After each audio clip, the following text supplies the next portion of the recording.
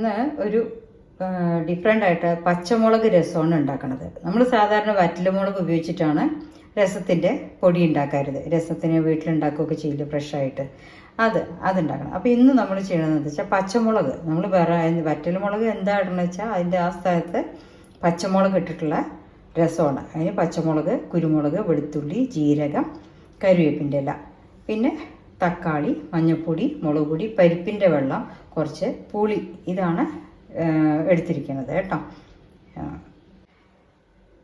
നമ്മൾ എന്താ ചെയ്യാൻ വെച്ചാൽ ഈ പച്ചമുളക്, കുരുമുളകും ജീരകവും ഇല്ലേ, അതൊന്ന് മിക്സിയിൽ ചതയ്ക്കുക, അല്ലെങ്കിൽ കല്ലിലൊന്ന് ചതച്ചെടുത്തിട്ട് അതിൽ ഒരു ചട്ടി എടുത്ത് അതിൽ തക്കാളിയും ഈ ചതച്ചതും പുളിവെള്ളവും പരിപ്പും മഞ്ഞൾപ്പൊടി, മുളക് പൊടി, ഉപ്പും മഞ്ഞൾപ്പൊടി എല്ലാം കൂടി ഇട്ടിട്ട് നന്നായി കൈകൊണ്ട് ഞെരടി എടുക്കണം.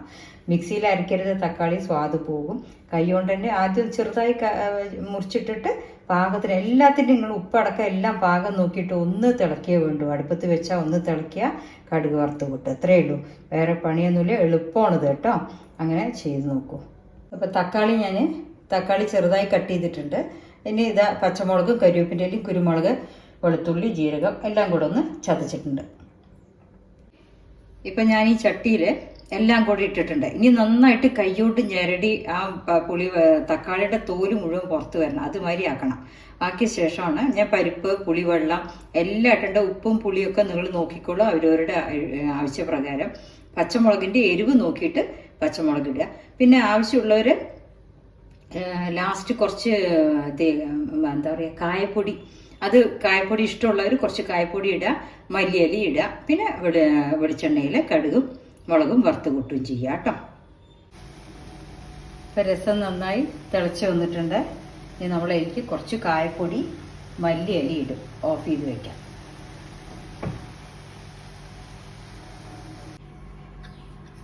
ഇനി നമ്മൾ കുറച്ച് കടുകും കറിവേപ്പിൻ്റെ ഇല പൊട്ടിച്ചിടാം അതിൽ കേട്ടോ.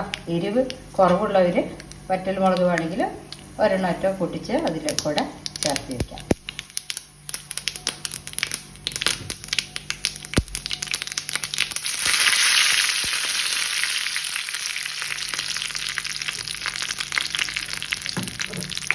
നമ്മുടെ രസം ഇതായിട്ടുണ്ട്. നമ്മുടെ രസം റെഡിയായി.